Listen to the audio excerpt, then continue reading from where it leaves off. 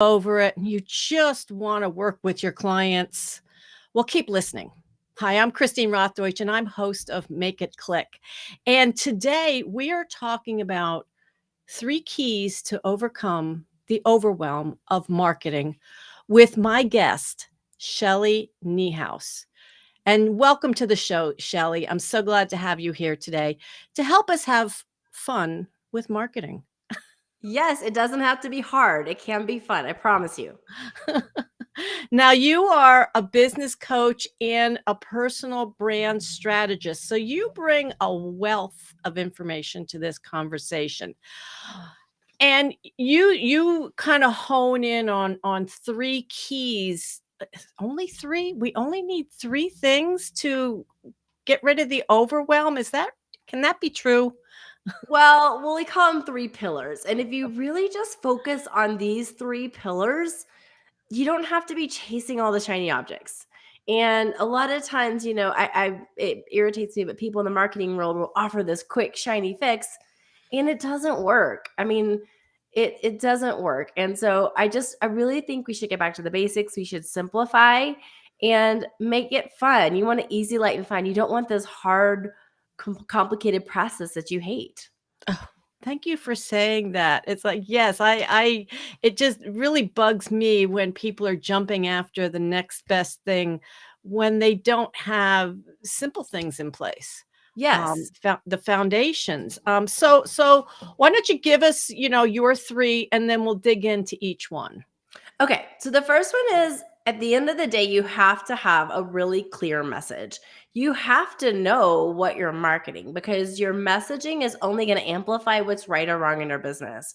So before you go spend all this money on a website and social media manager and all the things, if your messaging is off, it's not going to land right. It's not going to connect with your ideal client and it's not going to convert.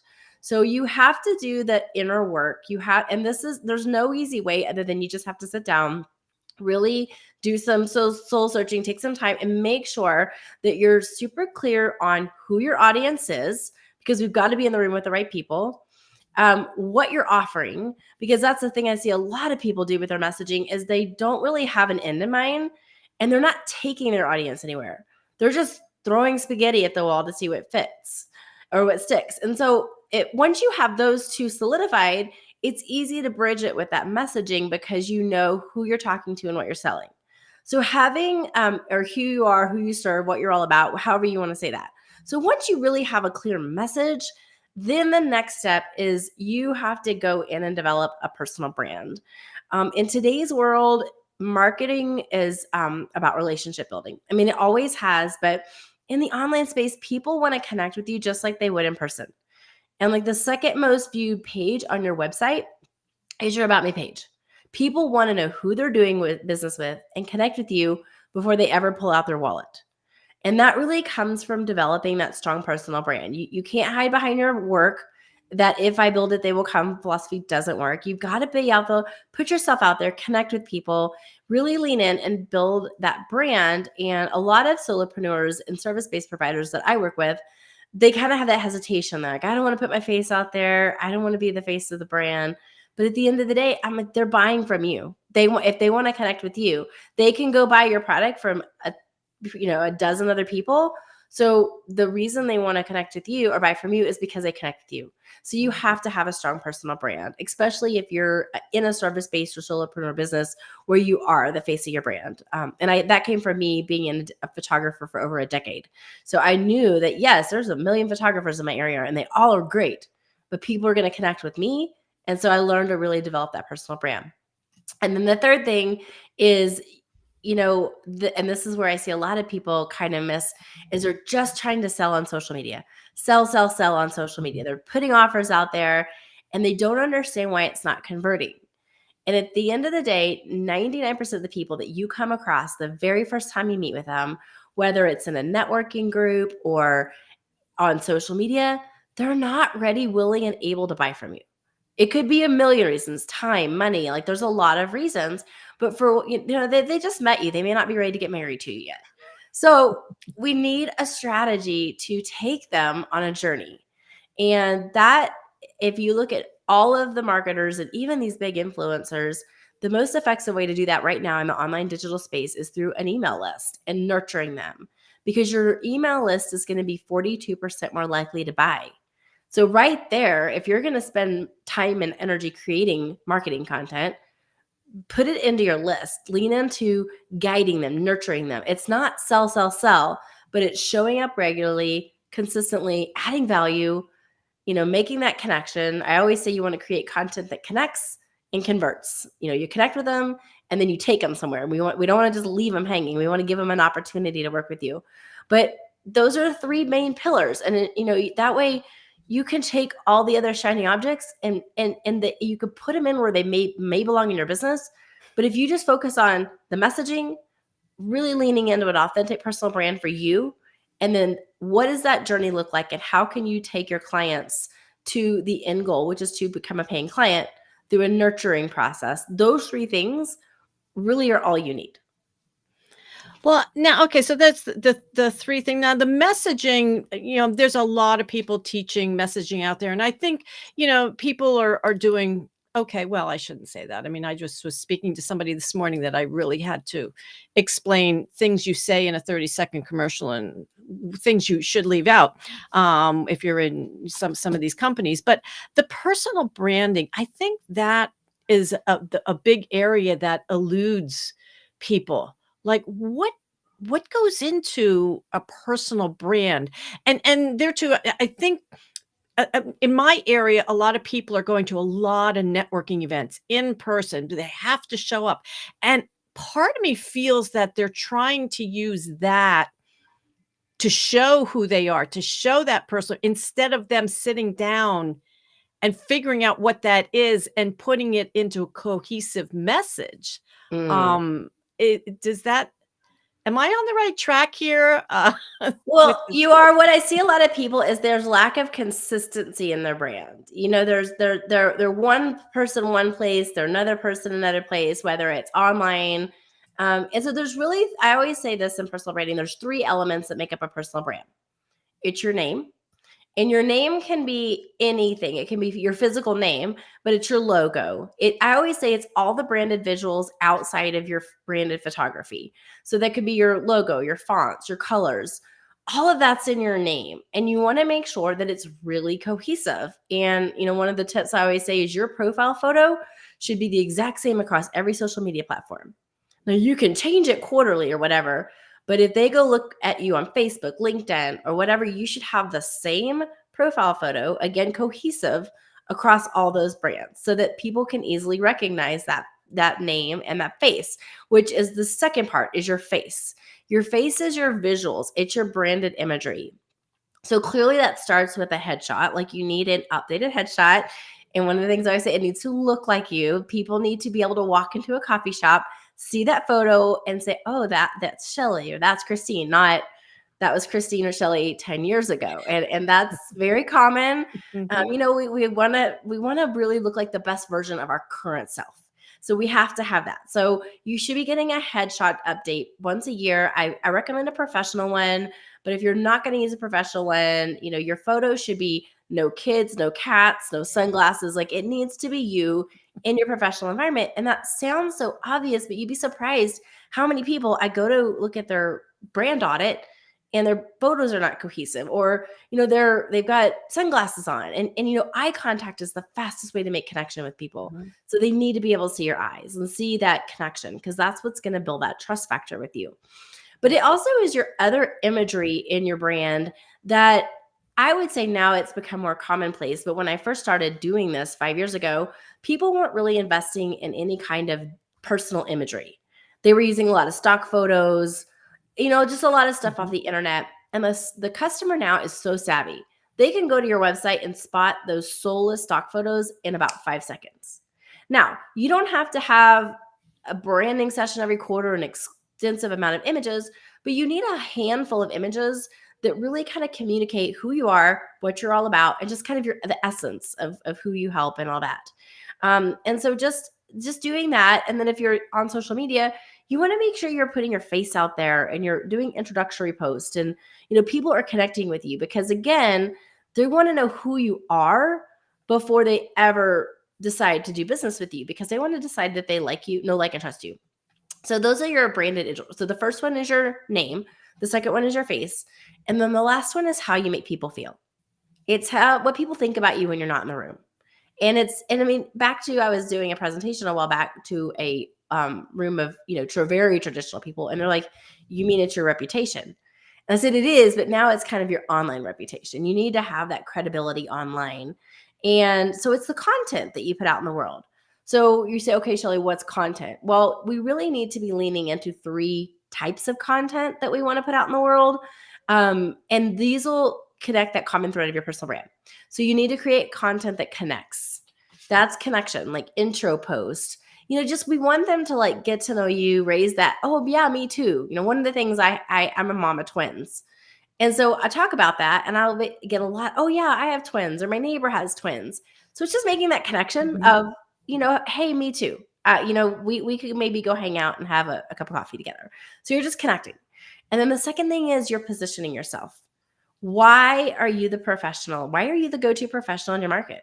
Why are you the go-to, why are you the go-to photographer? Or why are you the go-to interior designer, or whatever it is? Why are you? And you do that by really talking about your positioning, and positioning yourself through education, just to giving them tips and tricks. You can share client testimonials, but you've got to position yourself as the expert so that they can really see that you're the person that can come help them solve their problems. And the last one is back to, this kind of leads into that email or list building, but you got to invite them somewhere. You can't just Mhm. let them hang out on social media, because you need to take them somewhere.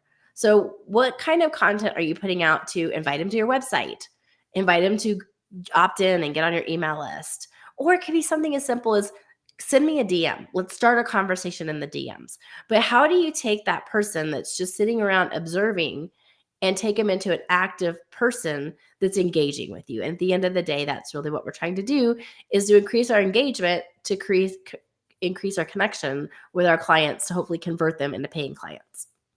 So it sounds like you really do need to be both places, offline and online. You can't just do one or the other. As I say, there's a lot of people in my area locally that they're doing a lot of networking and everything.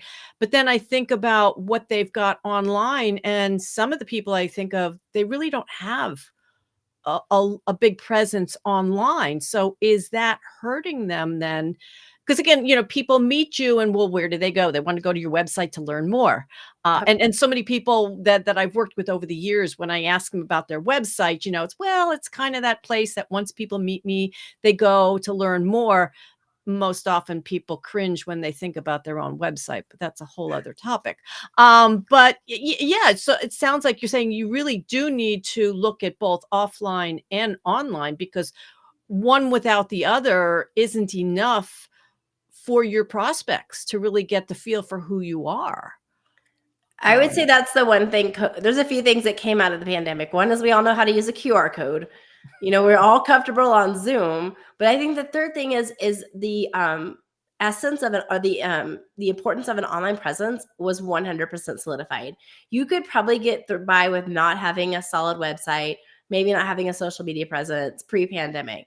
But people now almost expect you to have the bare minimum. Like, you don't have to have, extensive social media presence and all that, but they're going to go vet you. When they meet you, they're going to go check you out on Facebook. I always tell people that banner, on your personal page should be optimized to let people know who you are and what you do, with like a Canva template or something, because they're going to go check out your Facebook page. They're going to go check out your website. Again, they're going to vet you to see if you're congruent with online and offline.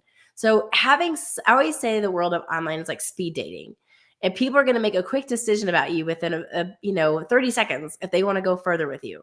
So yeah, they may meet you and think you're great in person, but they're going to go check you out online. And so you need to have some kind of credibility to back up what they just met in person. So they do hold hands nicely. Right. And I hope our listeners have even taken notes on the fact of, you can't rely solely on the social media. You have to pull them off of social media, bring them over to your email list. I love you, Shelly, because you're promoting the email, because all too often people think that they can just get by with social media. And I remember hearing in the last few weeks, somebody, some young woman who's on one of these platforms was getting all upset that it might get turned off, and there goes her whole business. Well, I'm thinking, well, that's pretty silly if that's how you're surviving, by one social media platform, and if it's gone today, you've got no business left. But it's the truth of the matter. It's social media can be gone at a moment's notice, whereas your email list, your contact list is yours, and people really need to understand that. And that just having a basic one-page website is, vital also, just to have that one place. Like you say, you don't have to put a lot into it, but have something other than these social media platforms. I want to go back to something early when you were talking about the your name and your face and your headshot. And this is just a question of curiosity on my part, of headshots. What is your philosophy on the background for headshots? Light or dark? So, as a photographer, I have a lot of opinions on this. I think you should always contrast. So if you're very, fair skinned, a darker background will make you pop. Or if you're very, if you've got darker complexion, that lighter background will make you pop. But one of the things that's really kind of evolving is people are getting away from the traditional studio backdrop. They're going out and for instance, a lot of photographers will offer the gray or the black or the tan backdrop or whatever, but then go have your photo taken on a couch or have your photo taken, at a table. People now want to see a more relatable, casual photo. So that can also be a headshot. It doesn't have to be the traditional sitting there, you think attorney or real estate agent with your arms crossed. People want to have they want to see you as approachable. So you want to, I used to photograph a lot of medical medical professionals, and I tell them to like lean in, lower their chin, engage with their body, because that brings them as kind, compassionate, and caring. So you need to think about your industry and think about how you want to come across. Do you need to be a little bit more professional and a little bit more authoritative like an attorney, or does something of, a medical professional or it's a counselor needs to be kind, compassionate, and caring? Make sure that your headshot, emotes that, because you want to really have it be congruent with, again, who you are and what you're all about. And so you want to make sure it's very in line with your personality and your brand. And that's why a lot of times I say a handful of images, 5 images, can, you have your traditional headshot, but then you have a couple of images of maybe your creative space or you interacting with a client. And it can really kind of get people, a picture can really tell 1,000 words. They can make a connection with that picture so quickly. And it lets them know that you're more than just what you look like. It's all about who you serve and how you serve them. Yes. Well, thank you for that answer. Just curious about your perspective on this. Well, Shelly, this has been a wonderful conversation. I hope that our listeners have taken something away to feel that, okay, so marketing doesn't have to be as stressful. There are simple things to be done. Okay, it's in the beginning, it's not simple. Yes, you have to work on it, but once you got these things in place, it's much easier. And that's what people don't realize either. Yes, Yeah. in the beginning, it's going to take you time, but you need to take the time to do these things. If our audience wants to learn more about Shelly, or what you have to offer, where can they find you? And do you have something you'd like to offer them? Well, I'm at Shelly Niehaus on all social media channels and shellyniehaus.com for my website. But I also have an email quick start guide that I would love to give. It's basically just how to get started with email in your business. And it's just a quick 5-step email, and it takes you through the different steps that you need to think about to actually get people on your list so that you can start connecting with them beyond social media. And I'm dating myself, but it's like your Rolodex. We would never have done business back in the 80s without a solid Rolodex. And your email list nowadays is probably the same equivalent to your Rolodex. So you need to be able to own that list and have those people. Okay, and they can, yeah, this isn't working at the moment, but it's shellyniehaus.ck.page/email guide. And I will put this link in the chat once we are done here. This has been wonderful, Shelly. I do have one last question for you about Shelly and your business and all the years that you've been learning and improving yourself. Is there anything that comes to mind when you think, oh my goodness, that's the one thing that I learned, or a new technology that you brought into your business that has really helped you to make it click in your business?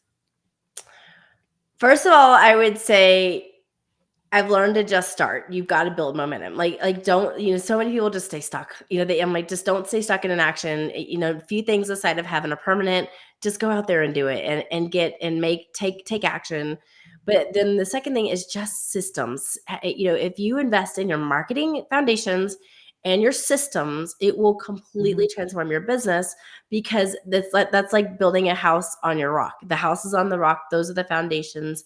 And if you take the time, again, you said it was hard, and it is, but if you roll up your sleeves and do the work and figure out what systems are really going to be right for your business and invest the time in setting them up, it will transform your life, and it will make your life so much easier down the road. Oh, thank you from the bottom of my heart, Shelly. I love when people talk about systems. I'm right there with you. And Shelly, thank you for a wonderful conversation today on Make a Clip Click. Thank you so much.